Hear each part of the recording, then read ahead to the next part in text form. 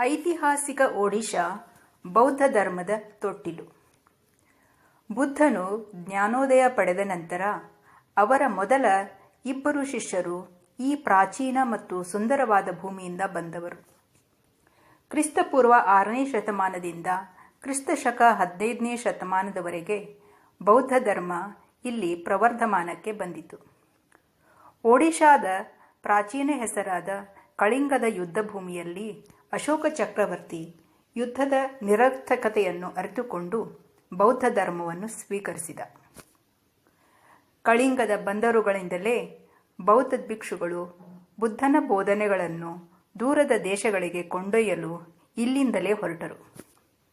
ಇಂದಿಗೂ ಒಡಿಶಾ ಹಲವಾರು ಐತಿಹಾಸಿಕ ಬೌದ್ಧ ತಾಣಗಳಿಗೆ ನೆಲೆಯಾಗಿದೆ. ಬೌದ್ಧ ಸಂಸ್ಕೃತಿ ಮತ್ತು ಪರಂಪರೆಯ ಬಗ್ಗೆ ಆಸಕ್ತಿ ಹೊಂದಿರುವ ಯಾತ್ರಾರ್ಥಿಗಳು ಮತ್ತು ಪ್ರವಾಸಿಗರಿಗೆ ರಾಜ್ಯವು ಬೌದ್ಧ ನಿರ್ಮಿತ ಪರಂಪರೆಯ ನಿಜವಾದ ನಿಧಿಯಾಗಿದೆ.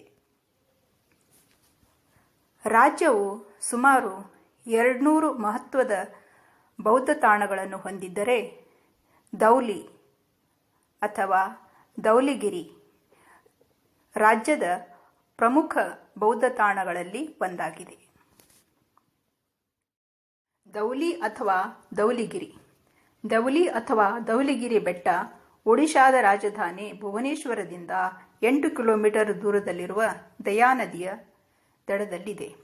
ಪ್ರಶಾಂತ ಮತ್ತು ಶಾಂತಿಯುತ ವಾತಾವರಣದಲ್ಲಿ ಈ ಸ್ಥಳವು ಅಶೋಕನ ಪ್ರಸಿದ್ಧ ಶಿಲಾಶಾಸನಗಳಿಗೆ ಹೆಸರುವಾಸಿಯಾಗಿದೆ. ಧೌಲಿ ಬೆಟ್ಟವು ಕಳಿಂಗ ಯುದ್ಧ ನಡೆದ ಪ್ರದೇಶವೆಂದು ಹೇಳಲಾಗುತ್ತದೆ. ಈ ಬೆಟ್ಟಗಳಲ್ಲಿಯೇ ಭೀಕರವಾದ ಕಳಿಂಗ ಯುದ್ಧದ ನಂತರ ಅಶೋಕನು ಬೌದ್ಧ ಧರ್ಮದ ಹಾದಿಯನ್ನು ಅಳವಡಿಸಿಕೊಂಡನು. ಧೌಲಿಗಿರಿ ಬೆಟ್ಟದ ಮೇಲೆ ಶಾಂತಿ ಪಗೋಡ ಅಥವಾ ಧೌಲಿ ಶಾಂತಿ ಸ್ತೂಪ. ಈ ಸ್ತೂಪಕ್ಕೆ ಸಮೀಪದಲ್ಲಿ ಬಂಡೆ ಕತ್ತರಿಸಿದ ಗುಹೆಗಳು, ಅಶೋಕನ ಶಾಸನಗಳು, ಪುರಾತನ ಹಿಂದೂ ದೇವಾಲಯಗಳು ಇವೆ. ಮೌರ್ಯ ರಾಜವಂಶದ ಅಶೋಕ ಕ್ರಿಸ್ತಪೂರ್ವ 304ರಿಂದ 232. ಈತ ಭಾರತದ ಶ್ರೇಷ್ಠ ಚಕ್ರವರ್ತಿಗಳಲ್ಲಿ ಒಬ್ಬನೆಂದು ಪರಿಗಣಿಸಲಾಗಿದೆ. ಅವನ ಆಳ್ವಿಕೆಯಲ್ಲಿ ಮೌರ್ಯ ಸಾಮ್ರಾಜ್ಯವು ಆಧುನಿಕ ದಿನದ ಇರಾನ್ನಿಂದ ಬಹುತೇಕ ಭಾರತೀಯ ಉಪಖಂಡದವರೆಗೆ ವ್ಯಾಪಿಸಿತ್ತು ಎಂದು ತಿಳಿದುಬರುತ್ತದೆ. ಅಶೋಕನ ಅಜ್ಜ ಚಂದ್ರಗುಪ್ತ ಮೌರ್ಯ ಮತ್ತು ತಂದೆ ಬಿಂಬಿಸಾರ. ಅಶೋಕ ಆನುವಂಶಿಕವಾಗಿ ಪಡೆದ ಸಾಮ್ರಾಜ್ಯವು ಅದಾಗಲೇ ದೊಡ್ಡದಾಗಿತ್ತು. ದಕ್ಷಿಣದ ಪ್ರದೇಶಗಳು ಮತ್ತು ಕಳಿಂಗವನ್ನು ಹೊರತುಪಡಿಸಿ ಬಹುತೇಕ ಇಡೀ ಭಾರತದ ಉಪಖಂಡವು ಅದರ ವ್ಯಾಪ್ತಿಯಲ್ಲಿತ್ತು. ಅಶೋಕನ ಅಜ್ಜ ಮಹಾನ್ ಚಂದ್ರಗುಪ್ತ ಮೌರ್ಯ ರಾಜವಂಶದ ಅಡಿಪಾಯವನ್ನು ಹಾಕಿದ್ದನು ಮತ್ತು ವಾಯುವ್ಯದವರೆಗೂ ತನ್ನ ಪ್ರಭುತ್ವವನ್ನು ವಿಸ್ತರಿಸಿದ್ದನು. ಅಶೋಕನು ಅಧಿಕಾರ ವಹಿಸಿಕೊಳ್ಳುವ ಹೊತ್ತಿಗೆ ವಶಪಡಿಸಿಕೊಳ್ಳಲು ಉಳಿದಿರುವುದು ಕಳಿಂಗ ಮಾತ್ರ. ಇದು ಖನಿಜಗಳು ಮತ್ತು ಬಂದರುಗಳಿಂದ ಸಮೃದ್ಧವಾದ ಭೂಮಿಯಾಗಿದ್ದು, ಇಂದಿನ ಒಡಿಶಾದ ಉದ್ದಕ್ಕೂ ಆಂಧ್ರಪ್ರದೇಶದ ಶ್ರೀಕಾಕುಲಂ ಜಿಲ್ಲೆಗೆ ಹೊಂದಿದ ನಗರ ಕೇಂದ್ರಗಳ ಸಂಪರ್ಕ ಬಲಪಡಿಸುವ ದಾರದಂತಿತ್ತು. ಕಳಿಂಗವು ಶ್ರೀಮಂತ ಭೂಮಿಯಾಗಿದ್ದು, ಧೀರ, ಉಗ್ರ, ಸ್ವತಂತ್ರ ಉಳಿಗಮಾನ್ಯ ಮುಖ್ಯಸ್ಥರಿಂದ ಆಡಳಿತ ನಡೆಸಲ್ಪಟ್ಟಿತ್ತು ಮತ್ತು ಯಾವುದೇ ಸಂಘಟಿತ ಸೈನ್ಯವನ್ನು ಹೊಂದಿರಲಿಲ್ಲ. ಕಳಿಂಗವು ಶಾಂತಿಯುತ ಮತ್ತು ಕಲಾತ್ಮಕವಾಗಿ ನುರಿತ ಜನರನ್ನು ಒಳಗೊಂಡ ಸಮೃದ್ಧ ಪ್ರದೇಶವಾಗಿತ್ತು. ಉತ್ಕಲ ಎಂದು ಕರೆಯಲ್ಪಡುವ ಅವರು ವ್ಯಾಪಾರಕ್ಕಾಗಿ ಆಗ್ನೇಯಕ್ಕೆ ಕಡಲಾಚೆಯವರೆಗೆ ಪ್ರಯಾಣಿಸಿದ ಮೊದಲಿಗರು. ಆ ಕಾರಣಕ್ಕಾಗಿ ಕಳಿಂಗಕ್ಕೆ ಪ್ರಮುಖ ಬಂದರುಗಳು ಮತ್ತು ಪ್ರಬಲ ನೌಕಾಪಡೆ ಇತ್ತು. ಅವರು ಮುಕ್ತ ಸಂಸ್ಕೃತಿಯನ್ನು ಮತ್ತು ಏಕರೂಪದ ನಾಗರಿಕ ಸಂಹಿತೆಯನ್ನು ಹೊಂದಿದವರಾಗಿದ್ದರು. ಚಂದ್ರಗುಪ್ತ ಮೌರ್ಯನ ಆಸ್ಥಾನದಲ್ಲಿರುವ ಗ್ರೀಕ್ ಇತಿಹಾಸಕಾರ ಮೆಗಸ್ತಾನಿಸ್ ಪ್ರಕಾರ ಕಳಿಂಗದ ದೊರೆ ಕಾಲಾಳುಪಡೆ, ಅಶ್ವಸೈನ್ಯ ಮತ್ತು ಆನೆಗಳನ್ನೊಳಗೊಂಡ ಪ್ರಬಲ ಸೈನ್ಯವನ್ನು ಹೊಂದಿದ್ದನು. ಚಂದ್ರಗುಪ್ತ ಮೌರ್ಯನಂಥ ಬಲಿಷ್ಠ ಸಾಮ್ರಾಟ ಕೂಡ ಕಳಿಂಗವನ್ನು ಆಕ್ರಮಿಸುವಲ್ಲಿ ವಿಫಲನಾದನು. ಕ್ರಿಸ್ತಪೂರ್ವ 321ರಲ್ಲಿ ಸಾಮ್ರಾಜ್ಯದ ಪತನದವರೆಗೂ ಕಳಿಂಗ ನಂದ ಸಾಮ್ರಾಜ್ಯದ ಆಳ್ವಿಕೆಯಲ್ಲಿತ್ತು. ಅಶೋಕನ ಅಜ್ಜ ಚಂದ್ರಗುಪ್ತ ಮೌರ್ಯ ಈ ಹಿಂದೆ ಕಳಿಂಗವನ್ನು ವಶಪಡಿಸಿಕೊಳ್ಳಲು ಪ್ರಯತ್ನಿಸಿದ್ದರೂ ಸಾಧ್ಯವಾಗಿರಲಿಲ್ಲ. ಅಶೋಕನು ಸಿಂಹಾಸನದ ಮೇಲೆ ಸುರಕ್ಷಿತವಾಗಿ ಸ್ಥಾಪಿತನಾಗಿದ್ದಾನೆಂದು ಭಾವಿಸಿದ ಕೂಡಲೇ ಹೊಸದಾಗಿ ಸ್ವತಂತ್ರ ಸಾಮ್ರಾಜ್ಯವನ್ನು ವಶಪಡಿಸಿಕೊಳ್ಳುವ ಕಾರ್ಯಕ್ಕೆ ತನ್ನನ್ನು ತಾನು ತೊಡಗಿಸಿಕೊಂಡನು. ಕಳಿಂಗವು ಮೌರ್ಯ ಸಾಮ್ರಾಜ್ಯದ ಕಾರ್ಯತಂತ್ರಕ್ಕೆ ಒಂದು ಸವಾಲಾಗಿತ್ತು. ಇದು ಮೌರ್ಯ ರಾಜಧಾನಿ ಪಾಟಲಿಪುತ್ರ ಮತ್ತು ಮಧ್ಯ ಭಾರತದ ಉಪಖಂಡದ ಮೌರ್ಯ ಅಧೀನ ಪ್ರದೇಶಗಳ ನಡುವಿನ ಸಂವಹನಕ್ಕೆ ಅಡ್ಡಿಯಾಗಿತ್ತು. ಕಳಿಂಗವು ವ್ಯಾಪಾರಕ್ಕಾಗಿ ಬಂಗಾಳದ ಕೊಲ್ಲಿಯ ಕರಾವಳಿಯನ್ನು ನಿಯಂತ್ರಣದಲ್ಲಿಟ್ಟುಕೊಂಡಿತ್ತು. ಕಳಿಂಗ ಆಡಳಿತ ಸಾಂಸ್ಕೃತಿಕವಾಗಿ ನಡೆಯುತ್ತಿದ್ದರಿಂದ ಇದಕ್ಕೆ ಯಾವ ರಾಜ ಇರಲಿಲ್ಲ. ಕ್ರಿಸ್ತಪೂರ್ವ 261ರಲ್ಲಿ ಈ ಯುದ್ಧ ನಡೆದಿದೆಯೆಂದು ನಂಬಲಾಗಿದೆ. ಭುವನೇಶ್ವರದ ಖಂಡಗಿರಿಯಲ್ಲಿರುವ ಉದಯಗಿರಿ ಗುಹೆಗಳಲ್ಲಿನ ಕೆತ್ತನೆಗಳು ಕಳಿಂಗ ಯುದ್ಧದಲ್ಲಿ ಮಹಿಳೆಯರು ಮತ್ತು ಹದಿಹರೆಯದವರು ಸಹ ತಮ್ಮ ತಾಯಿನಾಡನ್ನು ರಕ್ಷಿಸಲು ಯುದ್ಧಕ್ಕೆ ಇಳಿದಿದ್ದರು ಎಂದು ಸೂಚಿಸುತ್ತದೆ. ಕಳಿಂಗ ಯುದ್ಧದ ರಕ್ತಪಾತವನ್ನು ನೋಡಿದ ಅಶೋಕನು ಮತ್ತು ಅವನು ಈ ವಿನಾಶಕ್ಕೆ ತಾನೇ ಕಾರಣವೆಂದು ಭಾವಿಸಿದನು. ಕಳಿಂಗದ ಇಡೀ ಪ್ರದೇಶವನ್ನು ಲೂಟಿ ಮಾಡಿ ನಾಶಪಡಿಸಲಾಯಿತು. ಅಶೋಕನ ನಂತರದ ಕೆಲವು ಶಾಸನಗಳಲ್ಲಿ ಸುಮಾರು 1,50,000 ಜನರು ಕಳಿಂಗದ ಕಡೆಯಿಂದ ಸಾವನ್ನಪ್ಪಿದರು ಮತ್ತು ಅಷ್ಟೇ ಸಂಖ್ಯೆಯಲ್ಲಿ ಅಶೋಕನ ಸೈನ್ಯಕ್ಕೂ ಹಾನಿಯಾಯಿತೆಂದು ಹೇಳುತ್ತವೆ. ಭಾರತದ ಇತಿಹಾಸದಲ್ಲಿ ಯಾವುದೇ ಯುದ್ಧವು ಅದರ ತೀವ್ರತೆಗೆ ಮತ್ತು ಯುದ್ಧದ ಫಲಿತಾಂಶಗಳಿಗೆ ಅಶೋಕನ ಕಳಿಂಗ ಯುದ್ಧದಷ್ಟು ಪ್ರಾಮುಖ್ಯತೆಯನ್ನು ಪಡೆದಿಲ್ಲ. ಮಾನವ ಇತಿಹಾಸದಲ್ಲಿಯೇ ಯಾವುದೇ ಯುದ್ಧಗಳು ಅವುಗಳ ಕ್ರೌರತೆ ವಿಜಯಶಾಲಿಯ ಹೃದಯವನ್ನು ಕರಗಿಸಿ ಅನುಕರಣೀಯ ಧರ್ಮನಿಷ್ಠೆಗೆ ಪರಿವರ್ತನೆಗೊಳಿಸಿಲ್ಲ. ಅದಕ್ಕಾಗಿ ಕಳಿಂಗ ಯುದ್ಧವು ಮಹತ್ವವಾಗಿದೆ. ವಿನಾಶದ ಕಳಿಂಗ ಯುದ್ಧ ಎಷ್ಟು ಭೀಕರ ಮತ್ತು ರಕ್ತಪಾತದಿಂದ ಕೂಡಿತ್ತೆಂದರೆ ಧೌಲಿಯ ಎದುರಿಗೆ ಹರಿಯುತ್ತಿರುವ ದಯಾನದಿ ರಕ್ತದಿಂದ ಕೆಂಪು ವರ್ಣಕ್ಕೆ ತಿರುಗಿತ್ತು. ಈಗ ಅದೇ ದಯಾನದಿ ಧೌಲಿ ಬೆಟ್ಟದ ಕೆಳಗೆ ಶಾಂತವಾಗಿ ಹರಿಯುತ್ತಿದೆ. ಕಳಿಂಗ ಯುದ್ಧದ ವಿನಾಶವು ಎಷ್ಟು ಘೋರವಾಗಿತ್ತೆಂದರೆ ಸಾಮ್ರಾಟ್ ಅಶೋಕನ ಹೃದಯ ಮತ್ತು ಜೀವನ ಮಾರ್ಗವೇ ಬದಲಾಯಿತು. ಯುದ್ಧ ಎಷ್ಟು ಭಯಂಕರವಾಗಿತ್ತೆಂದರೆ ಅದು ಅಶೋಕನನ್ನು ದಿಗ್ಭ್ರಾಂತನನ್ನಾಗಿಸಿತು ಮತ್ತು ಇದರಿಂದ ಅವನು ಚಂಡ ಅಶೋಕ ಅಂದರೆ ರಣಭಯಂಕರ ಅಶೋಕ, ಕ್ರೂರ ಅಶೋಕನಿಂದ ಧರ್ಮ ಅಶೋಕ ಅಂದರೆ ಶಾಂತಿಪ್ರಿಯ ಅಶೋಕನಾಗಿ ಪರಿವರ್ತನೆಗೊಂಡನು. ಅಶೋಕನ ಆಳ್ವಿಕೆಯ 8ನೇ ವರ್ಷದಲ್ಲಿ ಯುದ್ಧವು ಪೂರ್ಣಗೊಂಡಿತು. ಅವನ ಸ್ವಂತ ಅಶೋಕನ ಶಾಸನಗಳ ಪ್ರಕಾರ ಬಹುಶಃ ಕ್ರಿಸ್ತಪೂರ್ವ 261ರಲ್ಲಿ ತನ್ನ ತಂದೆಯ ಮರಣದ ನಂತರ ಸಿಂಹಾಸನಕ್ಕಾಗಿ ರಕ್ತಸಿಕ್ತ ಯುದ್ಧದ ನಂತರ ಅಶೋಕನು ಕಳಿಂಗವನ್ನು ಗೆಲ್ಲುವಲ್ಲಿ ಯಶಸ್ವಿಯಾದನು. ಆದರೆ ಯುದ್ಧದ ಕ್ರೌರತೆಯ ಪರಿಣಾಮಗಳು ಯುದ್ಧದ ಬಗ್ಗೆ ಅಶೋಕನ ಅಭಿಪ್ರಾಯಗಳನ್ನು ಬದಲಿಸಿದವು ಮತ್ತು ಮತ್ತೆ ವಿಜಯದ ಯುದ್ಧವನ್ನು ಮಾಡುವುದಿಲ್ಲ ಎಂದು ಪ್ರತಿಜ್ಞೆ ಮಾಡಲು ಕಾರಣವಾಯಿತು. ಕಳಿಂಗ ಯುದ್ಧದ ಕುರಿತಾದ ಮಾಹಿತಿ ನಮಗೆ ಸಿಗುವುದು ಅಫಘಾನಿಸ್ತಾನದ ಕಂದಹಾರದಲ್ಲಿ ದೊರೆತ ಅಶೋಕನ ಶಿಲಾಶಾಸನಗಳಿಂದ. ಕಳಿಂಗದಲ್ಲಿ ಏನಾಯಿತು ಎಂಬುದರ ಬಗ್ಗೆ ಆತನ ಹೃದಯವಿದ್ರಾವಕ ಪಶ್ಚಾತ್ತಾಪವನ್ನು ಅರಿಯಲು ನೀವು ಸಾವಿರಾರು ಮೈಲಿ ದೂರದಲ್ಲಿರುವ ಕಂದಹಾರಕ್ಕೆ ಹೋಗಬೇಕು. ಈ ಶಾಸನದ ಬರಹ ಈ ರೀತಿ ಇದೆ. ದೇವರ ಪ್ರೀತಿಯ ರಾಜ ಪ್ರಿಯದರ್ಶಿ ಪಟ್ಟಾಭಿಷೇಕದ 8 ವರ್ಷಗಳ ನಂತರ ಕಳಿಂಗರನ್ನು ವಶಪಡಿಸಿಕೊಂಡನು. 1,50,000 ಜನರನ್ನು ಗಡೀಪಾರು ಮಾಡಲಾಯಿತು. 100,000 ಜನರು ಕೊಲ್ಲಲ್ಪಟ್ಟರು ಮತ್ತು ಇನ್ನೂ ಅನೇಕರು ಸತ್ತರು. ಕಳಿಂಗವನ್ನು ವಶಪಡಿಸಿಕೊಂಡ ನಂತರ ದೇವರಿಗೆ ಪ್ರಿಯರಾದವರು ಧರ್ಮದ ಬಗ್ಗೆ ಬಲವಾದ ಒಲವು, ಧರ್ಮದ ಮೇಲಿನ ಪ್ರೀತಿ ಮತ್ತು ಧರ್ಮದ ಬೋಧನೆಗಾಗಿ ಭಾವಿಸಿದರು.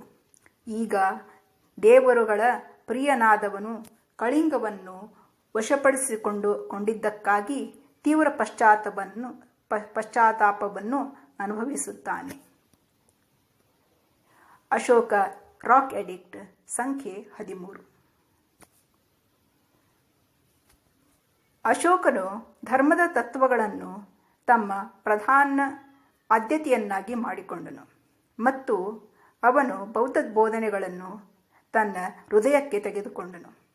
ಇದರೊಂದಿಗೆ ಬೌದ್ಧ ಧರ್ಮದ ಧಾರ್ಮಿಕ ಮತ್ತು ಆಧ್ಯಾತ್ಮಿಕ ನಂಬಿಕೆಗಳು ವಿಶ್ವದ ವಿವಿಧ ಭಾಗಗಳಿಗೆ ಹರಡಿತು. ಇದು ಕಳಿಂಗ ಯುದ್ಧದ ಐತಿಹಾಸಿಕ ಹಿನ್ನೆಲೆ ಮತ್ತು ಹೇಗೆ ಚಂಡ ಅಶೋಕ ಧರ್ಮ ಅಶೋಕನಾಗಿ ಪರಿವರ್ತನೆಗೊಂಡಿದ್ದು. ಈಗ ಆ ಕಳಿಂಗ ಯುದ್ಧ ನಡೆದಿತ್ತೆಂದು ಹೇಳುವ ಸ್ಥಳ ಧೌಲಿಗಿರಿಯಲ್ಲಿ ಏನೇನಿದೆ ಎಂದು ನೋಡೋಣ. ಈ ಮೊದಲು ಹೇಳಿದಂತೆ ಧೌಲಿ ಅಥವಾ ಧೌಲಿಗಿರಿ ಬೆಟ್ಟ ಒಡಿಶಾ ರಾಜಧಾನಿ ಭುವನೇಶ್ವರದಿಂದ 8 ಕಿಲೋಮೀಟರ್ ದೂರದಲ್ಲಿದೆ. ರಾಕ್ ಎಲಿಫೆಂಟ್ ಕಲ್ಲಿನ ಆನೆ. ಧೌಲಿಗಿರಿ ಬೆಟ್ಟವನ್ನು ಏರುವ ದಾರಿಯಲ್ಲಿ ಮೊದಲು ಸಿಗುವುದು ಸಾಮ್ರಾಟ್ ಅಶೋಕನ ಶಿಲಾಶಾಸನಗಳು, ರಾಕ್ ಎಡಿಕ್ಟ್ಸ್ ಹೊಂದಿರುವ ಸುಂದರವಾದ ಲ್ಯಾಂಡ್ಸ್ಕೇಪ್ ಉದ್ಯಾನ. ಬಲಭಾಗದಲ್ಲಿ ಸ್ವಲ್ಪ ಎತ್ತರದ ಬಂಡೆಯ ಮೇಲೆ 4 ಅಡಿ ಎತ್ತರದ ಆನೆ ಶಿಲ್ಪವು ಬಂಡೆಯಿಂದ ಹೊರಹೊಮ್ಮುತ್ತಿದೆ. ಆಶ್ಚರ್ಯ ಎಂದರೆ ಸಾವಿರಾರು ವರ್ಷಗಳಿಂದ ತೆರೆದ ಜಾಗದಲ್ಲಿದ್ದರೂ ಹವಾಮಾನ ಹೊಡೆತದಿಂದ ಪ್ರತಿಮೆಯ ಮಹತ್ವಕ್ಕೆ ಕುಂದಾಗಿಲ್ಲ. ಒರಟಾದ ಬೆಟ್ಟದಲ್ಲಿ ನಿರ್ಜನವಾಗಿ ನಿಂತಿದೆ. ಆನೆ ಬಂಡೆಗಲ್ಲಿನಿಂದ ಹೊರಹೊಮ್ಮುತ್ತಿದೆಯೋ ಎನ್ನುವಂತೆ ಭವ್ಯವಾಗಿದೆ. ಶಾಸನದ ಮೇಲಿರುವ ಬಂಡೆಯಿಂದ ಹೊರಹೊಮ್ಮುವ ಆನೆಯು ಬಹುಶಃ ಶಾಸನದತ್ತ ಗಮನ ಸೆಳೆಯಲು ಮತ್ತು ಬೌದ್ಧ ಧರ್ಮದ ಸಂಕೇತವಾಗಿ ನಿರ್ಮಾಣವಾಗಿರಬಹುದು. ಆನೆಗಳು ಬುದ್ಧನೊಂದಿಗೆ ಅವಿನಾಭಾವ ಸಂಬಂಧ ಹೊಂದಿದೆ. ಭಗವಾನ್ ಬುದ್ಧನು ತನ್ನ ತಾಯಿ ಮಾಯಾಳ ಗರ್ಭವನ್ನು ಬಿಳಿ ಆನೆಯ ರೂಪದಲ್ಲಿ ಪ್ರವೇಶಿಸಿದನೆಂದು ನಂಬಲಾಗಿದೆ. ಮಾಯಾದೇವಿಯು ಅಂತಹ ದೃಶ್ಯವನ್ನು ತನ್ನ ಕನಸು ಅಥವಾ ಅಂತರ್ದೃಷ್ಟಿಯಿಂದ ಕಂಡಿದ್ದಳು. ಬಿಳಿ ಆನೆ ಭಗವಾನ್ ಬುದ್ಧನ ಹಿಂದಿನ ಅವತಾರವನ್ನು ಪ್ರತಿನಿಧಿಸಬಹುದು ಅಥವಾ ಬೌದ್ಧ ಧರ್ಮದ ಪವಿತ್ರ ಸಂಕೇತವಾಗಿರಬಹುದು ಎಂದು ಭಾವನೆ.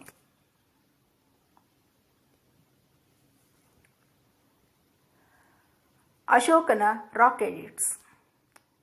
ಅಶೋಕನ ಶಿಲಾಶಾಸನಗಳು. ತನ್ನ ವಿಶಾಲವಾದ ಸಾಮ್ರಾಜ್ಯದಾದ್ಯಂತ ತನ್ನ ಹೊಸ ನಂಬಿಕೆಗಳನ್ನು ಸಂವಹನ ಮಾಡಲು ಮತ್ತು ಹರಡಲು ಅಶೋಕನು ತನ್ನ ಜೀವಿತದ ಧ್ಯೇಯ ಹೇಳಿಕೆಗಳನ್ನು ಅನನ್ಯ ಮತ್ತು ಸಾಮಾನ್ಯರಿಗೆ ಅರ್ಥವಾಗುವಂತೆ ಅವನ್ನು ನೈಸರ್ಗಿಕ ಶಿಲಾಬಂಡೆಗಳ ಮೇಲೆ ಶಾಸನಗಳನ್ನು ಕೆತ್ತಿಸಿದನು. ಇಲ್ಲಿ ಧೌಲಿಯಲ್ಲಿ ಅಶೋಕನು ತನ್ನ ಹಲವಾರು ಘೋಷಣೆಗಳನ್ನು ತಿಳಿಯಪಡಿಸಲು ಕಳಿಂಗ ಯುದ್ಧ ಭೂಮಿಗೆ ಸಮೀಪದಲ್ಲಿರುವ ಬಂಡೆಯನ್ನು ಆರಿಸಿಕೊಂಡನು. ಇದು ರಾಜನಿಗೆ ಹೊಸ ದಿಕ್ಕನ್ನು ಮತ್ತು ಹೊಸ ಪಯಣವನ್ನು ಸೂಚಿಸುತ್ತದೆ. ಭುವನೇಶ್ವರ ಬಳಿಯ ಧೌಲಿ ಬೆಟ್ಟ ಸುತ್ತಮುತ್ತಲಿನ ವಿವಿಧ ಆಕರ್ಷಣೆಗಳಲ್ಲಿ ಅಶೋಕನ ಶಿಲಾಶಾಸನವು ಪಟ್ಟಿಯಲ್ಲಿ ಅಗ್ರಸ್ಥಾನದಲ್ಲಿದೆ. ಇಲ್ಲಿ ಅಶೋಕನ ಹಿರಿಮೆ ಬಹುತೇಕ ಸ್ಪಷ್ಟವಾಗಿದೆ. ಇಲ್ಲಿ ರಾಕ್ ಎಡಿಕ್ಟ್ ಅನ್ನು ಶಿಲಾಶಾಸನವನ್ನು ಆಧುನಿಕ ಗಾಜಿನ ಚೌಕಟ್ಟಿನಲ್ಲಿರಿಸಿ ಅದಕ್ಕಾಗಿಯೇ ಒಂದು ಕೋಣೆಯನ್ನು ನಿರ್ಮಿಸಲಾಗಿದೆ.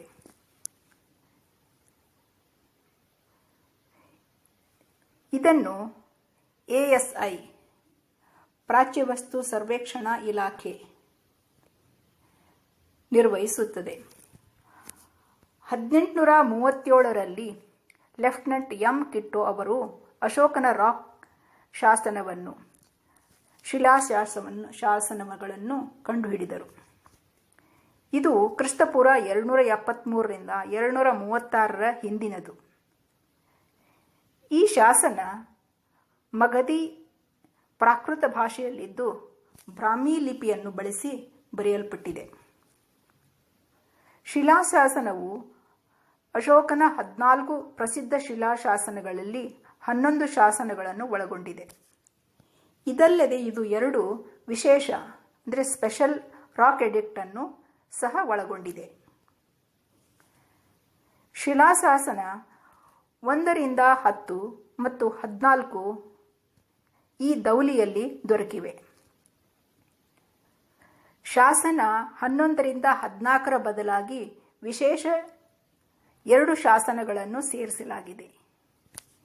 ಈ ಎರಡನ್ನು ಕಳಿಂಗ ಶಾಸನ 1, ಕಳಿಂಗ ಶಾಸನ 2 ಎಂದು ಕರೆಯಲಾಗಿದೆ. ಈ ಮೊದಲು ಹೇಳಿದ್ದೆ, ಶಿಲಾಶಾಸನ 13 ಅಫ್ಘಾನಿಸ್ತಾನದ ಕಂದಹಾರ್ನಲ್ಲಿ ದೊರೆತಿದೆ ಎಂದು. ರಾಕ್ ಎಡಿಕ್ಟ್ 13 ಕಳಿಂಗ ಯುದ್ಧ ಹಾಗೂ ಯುದ್ಧದಲ್ಲಿ ಆದ ಸಾವು ನೋವುಗಳ ವಿವರಗಳನ್ನು ಹೊಂದಿದೆ. ಆಶ್ಚರ್ಯವೆಂದರೆ ಕಳಿಂಗ ಯುದ್ಧ ನಡೆದದ್ದು ದೌಲಿಯಲ್ಲಿ, ಆದರೆ ಅದರ ಕುರಿತ ಶಾಸನ 13 ದೌಲಿಯಲ್ಲಿ ದೊರೆತ ಶಾಸನಗಳಲ್ಲಿ ಸೇರಿಸಿಲ್ಲ. ಹೊಸದಾಗಿ ವಶಪಡಿಸಿಕೊಂಡ ಭೂಪ್ರದೇಶದಲ್ಲಿ ಕಳಿಂಗದಲ್ಲಿ ಈ ಶಾಸನವನ್ನು ಸೇರಿಸಲು ಅಶೋಕ ಬಯಸದಿರಬಹುದು ಎಂದು ಅರ್ಥೈಸಿಕೊಳ್ಳಬಹುದು. ಏಕೆಂದರೆ ಆ ಮಾರಣಾಂತಿಕ ಯುದ್ಧದ ನೆನಪು ಅವನ ಮುಂದಿನ ರಾಜಕೀಯ ಇಚ್ಛೆಗೆ ವಿರುದ್ಧವಾಗಿರುತ್ತದೆ ಎಂದು. ಆದಾಗ್ಯೂ ದೌಲಿಯಲ್ಲಿ ಎಡಿಕ್ಟ್ ಶಾಸನ 11ರಿಂದ 12 ಏಕೆ ತಪ್ಪು ಹೋಯಿತು ಎಂದು ನಂಬಲು ಯಾವುದೇ ನಿರ್ದಿಷ್ಟ ಕಾರಣಗಳಿಲ್ಲ. ಏಕೆಂದರೆ ಆ 2 ಶಾಸನಗಳು ಜಾತ್ಯತೀತ ಸ್ವರೂಪದಲ್ಲಿವೆ. 2 ಪ್ರತ್ಯೇಕ ಕಳಿಂಗ ಶಾಸನಗಳು ಹೊಸದಾಗಿ ವಶಪಡಿಸಿಕೊಂಡ ಭೂಪ್ರದೇಶದಲ್ಲಿ ತಮ್ಮ ನಡವಳಿಕೆಯನ್ನು ಕಾಪಾಡಿಕೊಳ್ಳುವ ಬಗ್ಗೆ ಅಶೋಕನಿಂದ ಅವನ ಸ್ಥಳೀಯ ಅಧಿಕಾರಿಗಳು ಮತ್ತು ರಾಜಕುಮಾರರಿಗೆ ನಿರ್ದಿಷ್ಟವಾದ ಸೂಚನೆಗಳ ಬಗ್ಗೆ ತಿಳಿಸುತ್ತದೆ. ತನ್ನ ವಶಪಡಿಸಿಕೊಂಡ ಪ್ರಜೆಗಳಲ್ಲಿ ವಿಶ್ವಾಸ ಗಳಿಸುವ ಸಲುವಾಗಿ ಯಾವುದೇ ಕಿರುಕುಳ, ಅನ್ಯಾಯದ ಶಿಕ್ಷೆ ಅಥವಾ ಬಲವಂತದ ಅಧೀನತೆಯನ್ನು ತಪ್ಪಿಸುವುದಕ್ಕೆ ಅಶೋಕನು ತನ್ನ ಅಧಿಕಾರಿಗಳಿಗೆ ಸೂಚಿಸಿದನು. ಎಲ್ಲ ಮನುಜರು ನನ್ನ ಮಕ್ಕಳು ಎಂದು ಅವನು ಘೋಷಿಸಿದನು ಮತ್ತು ಅವನು ತನ್ನ ಸ್ವಂತ ಮಕ್ಕಳಿಗಾಗಿ ಕಲ್ಯಾಣ ಮತ್ತು ಸಂತೋಷವನ್ನು ಬಯಸುವಂತೆಯೇ ತನ್ನ ಈ ಜೀವನ ಮತ್ತು ಮರಣಾನಂತರದ ಜೀವನದಲ್ಲಿ ಎಲ್ಲ ಮನುಜರಿಗೆ ಅವನು ಅದೇ ರೀತಿ ಕಲ್ಯಾಣ ಮತ್ತು ಸಂತೋಷವನ್ನು ಬಯಸುತ್ತಾನೆ.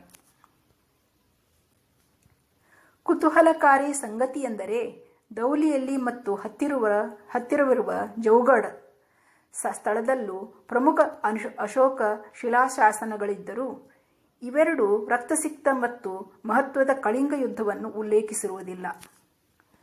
ದೌಲಿಯಲ್ಲಿ ಅಶೋಕನು ಕಾನೂನಿನ ನಿಯಮದ ಮಹತ್ವವನ್ನು ಒತ್ತಿ ಹೇಳುತ್ತಾನೆ.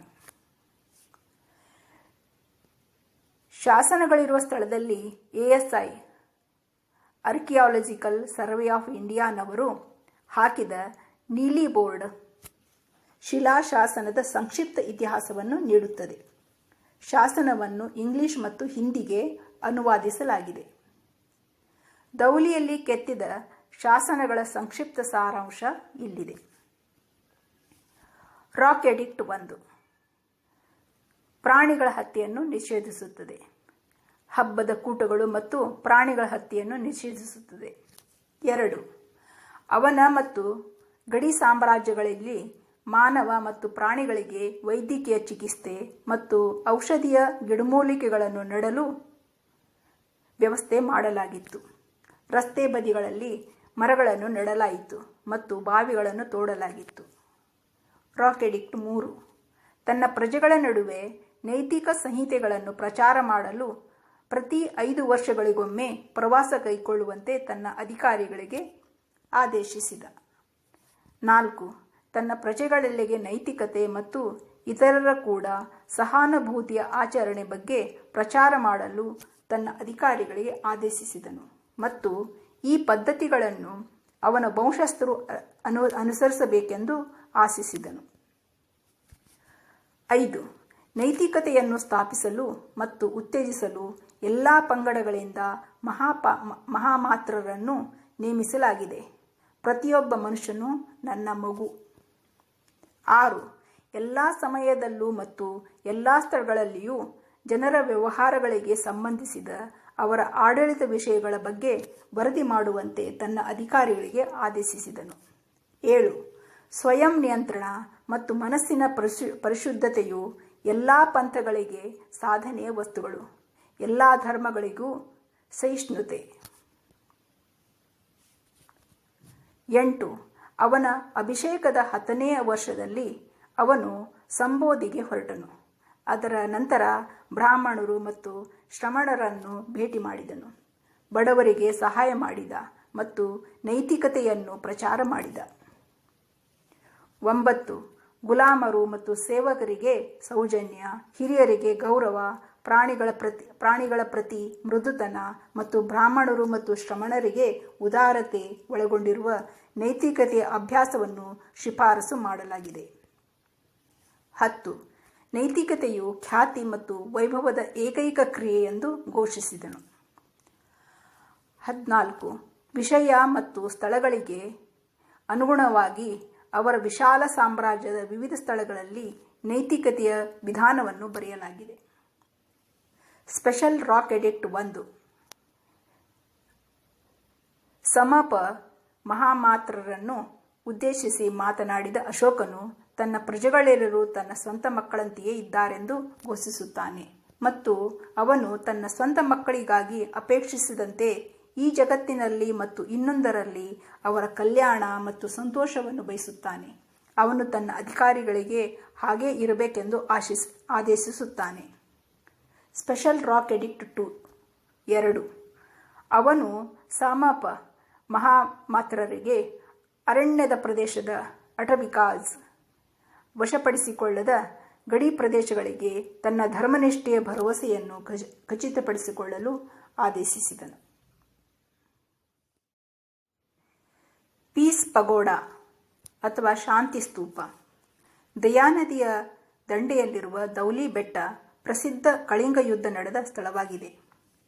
ಇಲ್ಲಿಯೇ ಅಶೋಕ ಚಕ್ರವರ್ತಿ ಶಸ್ತ್ರಾಸ್ತ್ರಗಳನ್ನು ತ್ಯಜಿಸಿ ಶಾಂತಿಯನ್ನು ಸ್ವೀಕರಿಸಿದನು. ಬೌದ್ಧ ಚಕ್ರವರ್ತಿಯಾಗಿ ಅಶೋಕನು ಬೌದ್ಧ ಧರ್ಮವು ಎಲ್ಲ ಮನುಷ್ಯರಿಗೂ ಪ್ರಾಣಿಗಳು ಮತ್ತು ಸಸ್ಯಗಳಿಗೆ ಪ್ರಯೋಜನಕಾರಿ ಎಂದು ನಂಬಿದ್ದನು. ಆದ್ದರಿಂದ ಅವನು ಹಲವಾರು ಸ್ತೂಪಗಳನ್ನು ನಿರ್ಮಿಸಿದನು. ದೌಲಿಗಿರಿ ಬೆಟ್ಟಗಳನ್ನು ಶಾಂತಿ ಪಗೋಡಾ ಅಥವಾ ದೌಲಿ ಶಾಂತಿ ಸ್ತೂಪಗಳ ತಾಣವೆಂದು ಕರೆಯಲಾಗುತ್ತದೆ. ಇದನ್ನು ಬಿಳಿ ಶಾಂತಿ ಪಗೋಡಾ ಎಂದು ಕರೆಯುತ್ತಾರೆ. ಹೆಸರಿನಲ್ಲಿರುವ ಶಾಂತಿ ಪದವು ಶಾಂತಿಯನ್ನು ಸೂಚಿಸುತ್ತದೆ.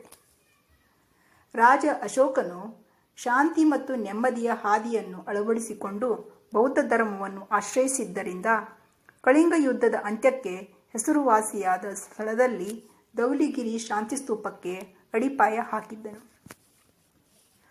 ಗುಮ್ಮಟದ ಆಕಾರದ ಶಾಂತಿ ಸ್ತೂಪದಲ್ಲಿ ಭಗವಾನ್ ಬುದ್ಧನ ಹೆಜ್ಜೆ ಗುರುತುಗಳು ಮತ್ತು ಬೋಧಿ ಮರವನ್ನು ಪ್ರದರ್ಶಿಸುವ ಕಲ್ಲಿನ ಫಲಕಗಳಿವೆ. ಗುಮ್ಮಟವು 5 ಛತ್ರಿಗಳನ್ನು ಹೊಂದಿದೆ. ಇದು ಬೌದ್ಧ ಧರ್ಮದ 5 ಅಗತ್ಯ ಭಾಗಗಳನ್ನು ಸಂಕೇತಿಸುತ್ತದೆ. ಜೀವಿಗಳನ್ನು ಕೊಲ್ಲದಿರುವುದು, ಕಳ್ಳತನ ಮಾಡದಿರುವುದು, ಅತಿಯಾದ ಇಂದ್ರಿಯ ಸುಖದಿಂದ ದೂರವಿರುವುದು, ಕೆಟ್ಟದ್ದನ್ನು ಸುಳ್ಳನ್ನು ಮಾತನಾಡದಿರುವುದು, ಮಾದಕ ವಸ್ತುಗಳಿಂದ ದೂರವಿರುವುದು. ದೌಲಿ ಶಾಂತಿ ಸ್ತೂಪ ಅಥವಾ ಶಾಂತಿ ಪಗೋಡವನ್ನು ಜಪಾನ್ ಬುದ್ಧ ಸಂಘವು ಫ್ಯೂಜಿ ಗುರೂಜಿ ಮತ್ತು ಕಳಿಂಗ ನಿಪ್ಪನ್ ಬುದ್ಧ ಸಂಘದ ಸಹಾಯದಿಂದ 1972ರಲ್ಲಿ ನಿರ್ಮಿಸಲಾಯಿತು. ಶಾಂತಿ ಸ್ತೂಪದ ನಿರ್ಮಾಣದಿಂದ ಈ ಸ್ಥಳವು ವಿವಿಧ ತಲೆಮಾರುಗಳಿಗೆ ಸೇರಿದ ವಿವಿಧ ಜನರಿಗೆ ಪೂಜೆ ಹಾಗೂ ಭಕ್ತಿಯ ಸ್ಥಳವಾಯಿತು.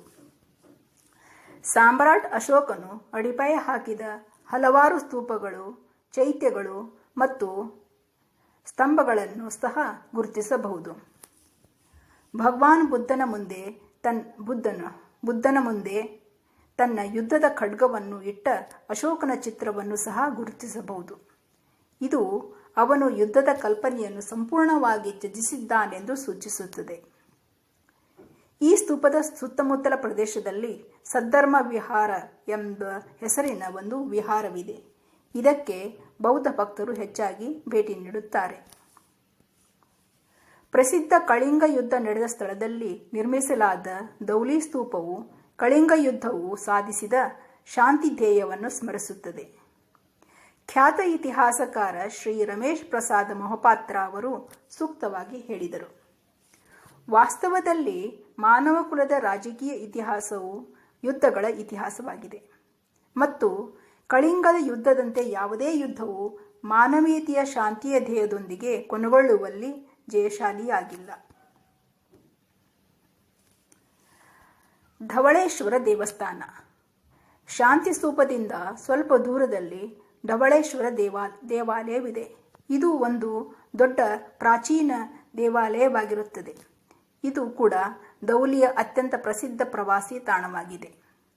ಪ್ರವಾಸಿಗರು ಆಗಾಗ್ಗೆ ಇಲ್ಲಿ ಭೇಟಿ ನೀಡುತ್ತಾ ಇರುತ್ತಾರೆ.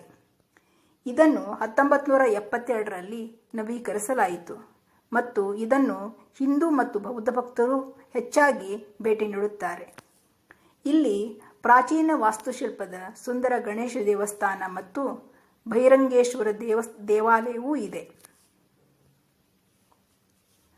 ದೌಲಿ ಲೈಟ್ ಅಂಡ್ ಸೌಂಡ್ ಶೋ. ಇತಿಹಾಸದ ಒಂದು ವಿಶೇಷ ಪುನರಾವರ್ತನೆ. ನೀವು ಅದರ ಮೂಲಕ ಬದುಕುತ್ತಿರುವಾಗ ಇತಿಹಾಸವು ಎಂದಿಗೂ ಇತಿಹಾಸದಂತೆ ಕಾಣುವುದಿಲ್ಲ. History never looks like history when you are living through it. American ಲೋಕೋಪಕಾರಿ ಜಾನ್ ಡಬ್ಲ್ಯೂ ಗಾರ್ಡ್ನರ್ ಅವರ ಈ ಒಳನೋಟವುಳ್ಳ ಮಾತುಗಳು ಧವಳಗಿರಿಯ ಐತಿಹಾಸಿಕ ತಾಣದಲ್ಲಿ ಬೆಳಕು ಮತ್ತು ಧ್ವನಿ ಪ್ರದರ್ಶನವು ಮರುಸೃಷ್ಟಿಸುವ ಧೌಲಿಯ ಘಟನಾತ್ಮಕ ಗತಕಾಲದ ಮಹಾಕಾವ್ಯ ದೃಶ್ಯಗಳನ್ನು ನೋಡಿದಾಗ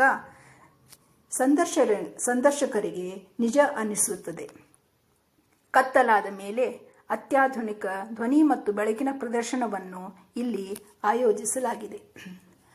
ಅತ್ಯಾಧುನಿಕ ಪ್ರೊಜೆಕ್ಟರ್ಗಳು ಸ್ತೂಪದ ಮೇಲೆ ಲೇಸರ್ ಕಿರಣಗಳನ್ನು ಬೀಳಿಸುತ್ತವೆ ಮತ್ತು ಅದರ ಜೊತೆಗೆ ಭವ್ಯ ಇತಿಹಾಸವನ್ನು ಕಳಿಂಗ ಸಾಮ್ರಾಜ್ಯದ ಕಾಲದಿಂದ ಮೌರ್ಯ ಸಾಮ್ರಾಜ್ಯದ ವೇಷಗಳು ಮತ್ತು